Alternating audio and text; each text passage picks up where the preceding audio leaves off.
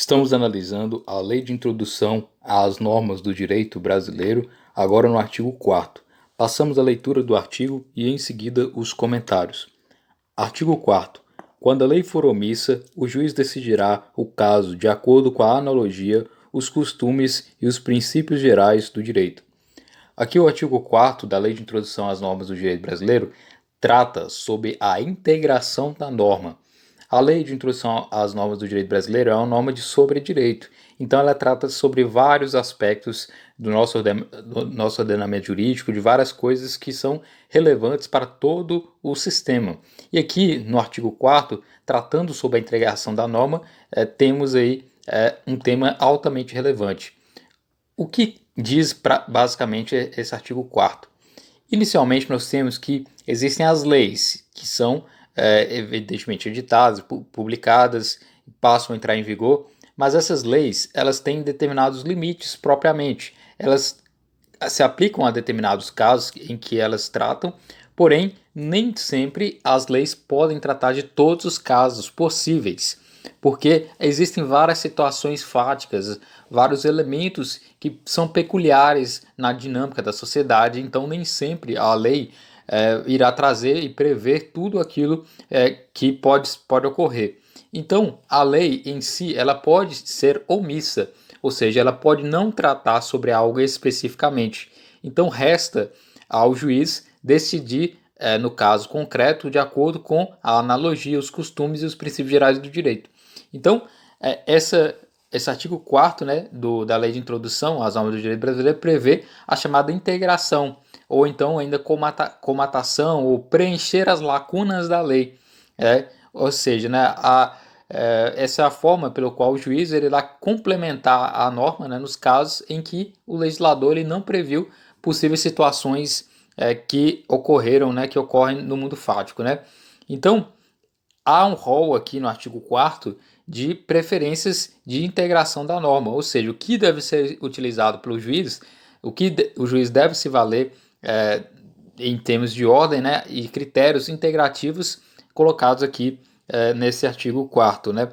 Então, quando a lei for omissa, ou seja, quando a lei não dispuser sobre determinado assunto, caberá ao juiz, evidentemente, quando se trata de juiz, se trata de um processo em que é para ser aplicado determinada norma, mas não havendo norma para aquele caso especificamente, o juiz decidirá de acordo com a analogia que iremos tratar aqui, os costumes e os princípios gerais do direito. Então temos essa ideia de lacuna, de omissão, né, legislativa, ou seja, não havendo lei, havendo uma lacuna na lei, o juiz irá utilizar esses métodos de colmatação, né, esses métodos de preenchimento aí, do sistema jurídico por ausência, por omissão, lacuna da lei. Né? Então é importante destacar que essa lacuna se refere apenas à lei, né, uma vez que o ordenamento jurídico ele é completo, tanto que se criou aqui esses métodos de integração da norma. Então, o ordenamento jurídico brasileiro, ele diz e trata, né, e proíbe o chamado non liquid, ou seja, né, o juiz ele não pode deixar de julgar algum determinado caso, alegando, né, que há uma lacuna na lei e, portanto, há um desconhecimento da norma, por isso ele iria descumprir e simplesmente não julgar aquele caso. O juiz ele tem o dever de julgar o caso, mesmo quando ocorrer omissão da lei, né? Então, nos casos de lacuna, o juiz está obrigado a promover essa integração da norma, né? Ou seja, ele vai preencher esse vazio da lei. Existem 4 casos, né, em que o juiz poderá determinar às partes interessadas que elas façam prova da existência e da vigência de uma lei alegada, né? Porque o juiz, evidentemente, ele conhece o direito, né? Porém, em determinados casos, o juiz ele pode solicitar informações quanto à vigência. É o caso, por exemplo, das leis no âmbito do direito municipal, né, que está fora da jurisdição daquele magistrado, daquele juiz. Ou seja, se o juiz for julgar um caso que tiver relação com legislação de outro município, né, normas de direito estadual que estiver fora da jurisdição aí daquele magistrado, direito estrangeiro, direito consuetudinário, tudo isso tem que ser provado no processo para que o juiz possa aplicar ali essas normas, né? Existe uma classificação muito interessante, a classificação da Maria Helena Diniz, sobre as várias espécies de lacunas que existem, né? Existe a lacuna normativa. Lacuna normativa é a ausência total de norma para um caso concreto. Lacuna ontológica é a presença de norma para o caso concreto, mas sem eficácia social. Lacuna axiológica é a presença de norma para o caso concreto, mas sua aplicação é insatisfatória ou injusta. Lacuna de conflito ou lacuna ou antinomia, né? É o choque de duas ou mais normas válidas pendentes de solução no caso concreto. Então são esses 4 tipos aí de lacunas elencados aí por Maria Helena de Lis, na lacuna normativa, lacuna ontológica, lacuna axiológica, lacuna de conflito ou antinomia, né? Quanto aos métodos de comatação, então o próprio artigo 4º ele vai tratar aí de apresentar um rol, né, de métodos que podem ser utilizados na analogia, costumes e princípios gerais do direito, né? Então o juiz ele deve se valer disso para preencher essa lacuna, né? A doutrina clássica diz que esse rol elencado no artigo 4º ele é um rol taxativo, ou seja, ele tem que ser aplicado necessariamente ao que está aí, não pode ser acrescentado outros que não sejam analogia, os costumes e os princípios gerais do direito. E ainda a doutrina clássica diz que ele é preferencial, que primeiro deve-se utilizar a analogia, na ausência da analogia, os costumes e depois os princípios gerais do direito. Porém, a doutrina moderna ela contesta essa obrigatoriedade de aplicar esses métodos nessa ordem preferencial do artigo 4º, né?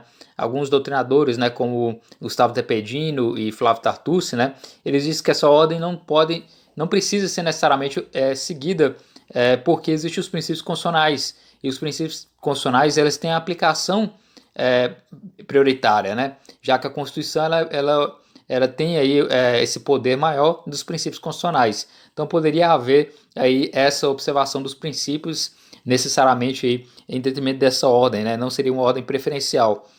Enfim, passamos agora a analisar a analogia, que é o primeiro tipo aí de mecanismo que pode ser utilizado na integração, ou seja, para preencher essa lacuna da lei, através da analogia, se utiliza a comparação, ou seja, por meio da analogia, o juiz irá comparar determinada hipótese, né, que não está prevista em lei, com outra que já está contemplada em lei. Então, possui um fundamento aí de igualdade jurídica, né? E existem 2 tipos de analogia, a analogia legis e a analogia iuris, ou seja, através de uma comparação de um caso semelhante aplicado a uma determinada lei, o juiz irá aplicar essa lei de forma semelhante àquele caso inédito que não está previsto em lei. Temos a analogia legis, em que o juiz compara um caso não previsto em lei com uma hipótese contemplada na legislação, né? Aqui a lacuna ela será integrada, né? Comparando-se uma situação atípica, né? Uma situação que não está prevista em lei, com outra situação que está especificamente prevista na legislação. Então, a situação típica propriamente, né? Na analogia iuris, que é diferente da analogia legis, o juiz ele compara o caso sem previsão legal com todo o sistema jurídico, né? Então, na analogia legis, compara com uma hipótese na legislação, na analogia iuris, que se compara com todo o sistema jurídico. Na analogia iuris, a lacuna ela será integrada por meio da comparação de uma situação não prevista em lei com os valores do sistema e não com um dispositivo legal. Então é importante dizer isso, a analogia legis se aplica a analogia em determinada legislação específica, na analogia iuris se observa o sistema jurídico, não necessariamente um dispositivo legal. Importante dizer também que não se admite analogia no âmbito do direito penal, nem no direito tributário também, né? Salvo aí no caso de favorecer a parte, né? Ou seja, não existe analogia para prejudicar o réu ou o contribuinte, isso tem que ser bem claro, né? Então, ainda é importante dizer quanto à analogia e interpretação extensiva, fazer essa diferenciação, né, que é clássica, né? A analogia ela rompe-se com os limites do que está previsto na norma, ou seja, a analogia é uma integração, ela vai além do que está para ser aplicado naquele caso e busca uma norma e se aplica a ela. Enquanto que na interpretação extensiva apenas amplia-se o sentido da norma, havendo aqui uma subsunção, um conhecimento em relação a isso, né? Então aqui você amplia uma norma que existe para se aplicar ao caso concreto propriamente. Então existe essa diferença. Na analogia há uma comparação que se estende aí nos limites para ocorrer a integração. Na interpretação extensiva, há apenas uma ampliação do sentido de uma norma que já existe para se aplicar a um determinado caso. Então, as normas de exceção, elas não admitem a analogia ou interpretação extensiva, né? No caso aqui, por exemplo, né, uma compra e venda entre ascendente e descendente, ela é anulável, salvo quando houver autorização dos demais. Mas caso um pai ele pode hipotecar o imóvel a um filho sem autorização dos demais, a lei somente exige autorização para a venda. Então, portanto, a regra do artigo 496 do Código Civil, por ser uma norma de exceção, ela não pode ser aplicada por analogia à hipoteca. Então, basta dizer isso, né? A analogia, ela não se aplica a normas de exceção. Em seguida, como método aí para ocorrer a integração, temos os costumes. Os costumes são usos reiterados de uma determinada sociedade, de uma determinada comunidade, né, que seu conteúdo ele deve ser lícito e possuir relevância jurídica. Existem 3 tipos de costumes, né, que é esse uso reiterado, esse conjunto de meios que são usados aí através de uma sociedade, né, que são denominados como os costumes. 3 tipos de costumes: costume contra legem, costume secundo legem e costume preta legem. Costume contra legem são aqueles que nascem em contrariedade à lei, eles confrontam a lei. Então, o costume contra legem, ele não pode ser admitido para aqui efeitos de integração. Temos o costume secundo legem. Esse costume secundo legem está de acordo com a lei e a sua utilização ela é expressa, né? Como, por exemplo, no artigo 445, parágrafo 2º do Código Civil. Então, não se admite, não se trata aqui de uma hipótese de integração, o costume segundo legem, já que a própria norma determina o seu uso.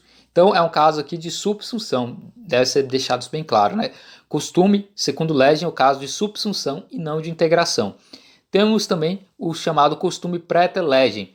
Aqui, esses não estão previstos em lei, utiliza-se para o preenchimento das lacunas.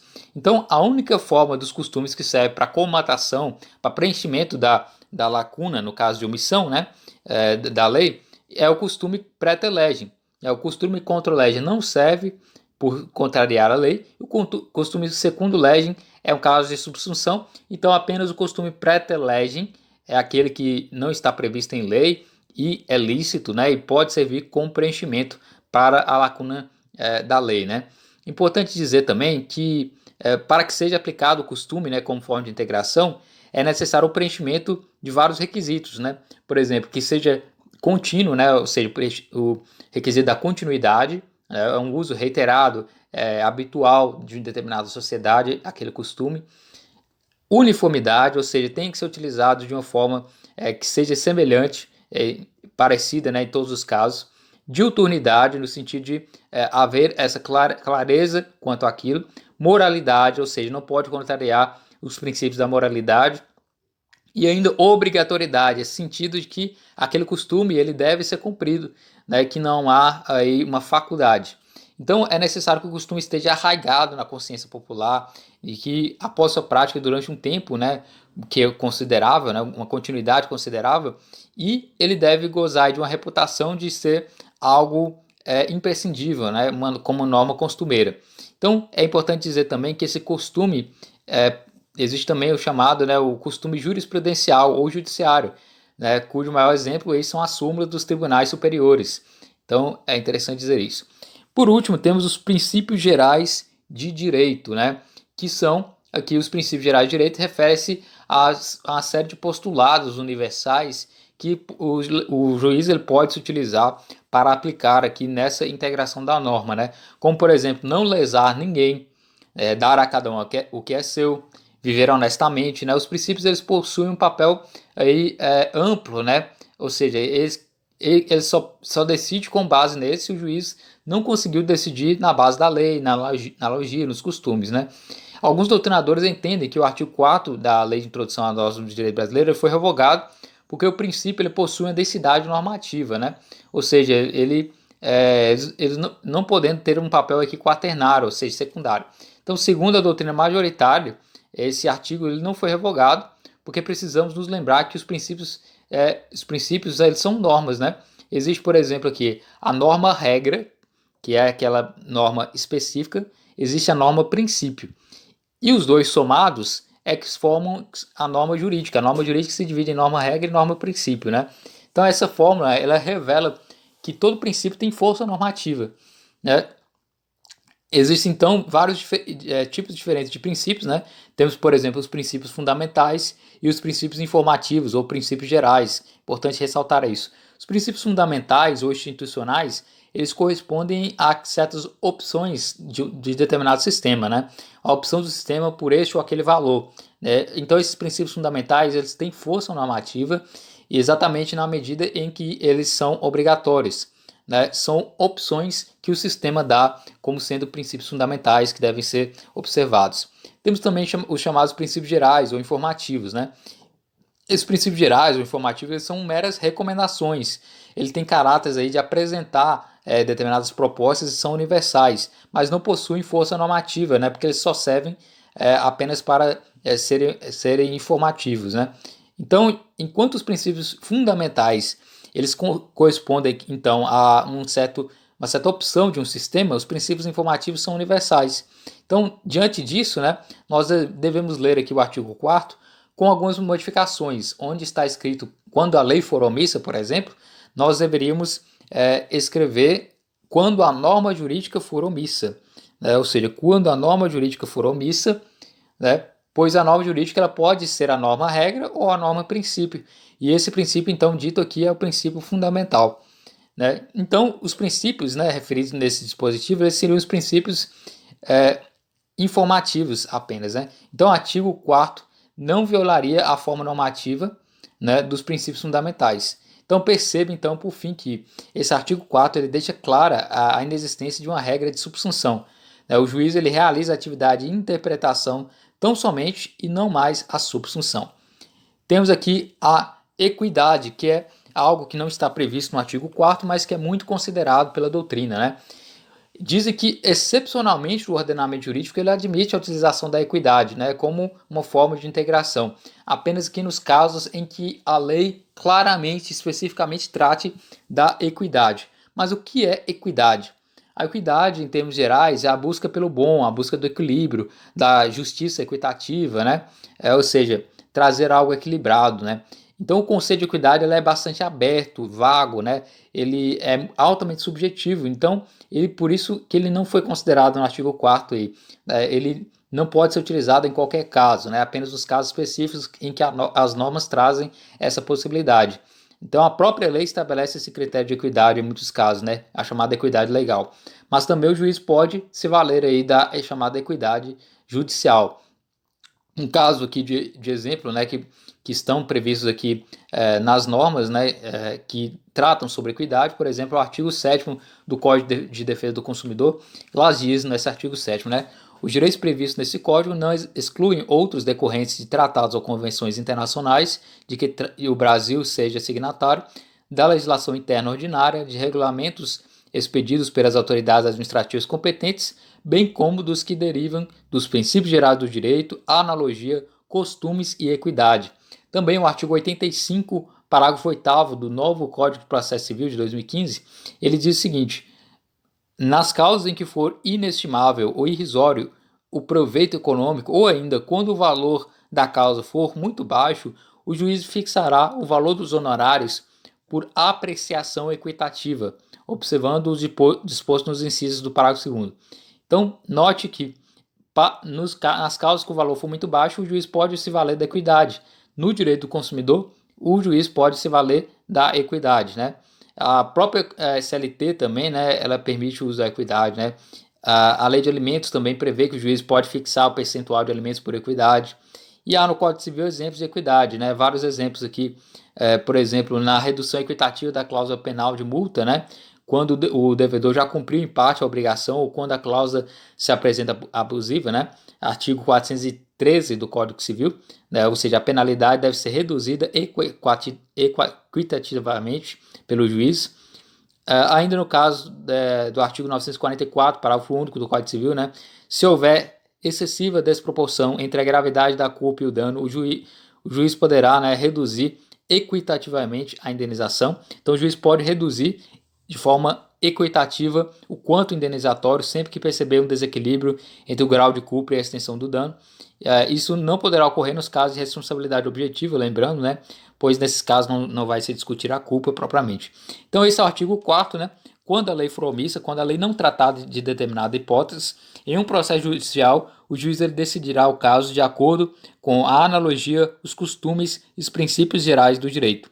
Então esse é o artigo 4º da Lei de Introdução às Normas do Direito Brasileiro.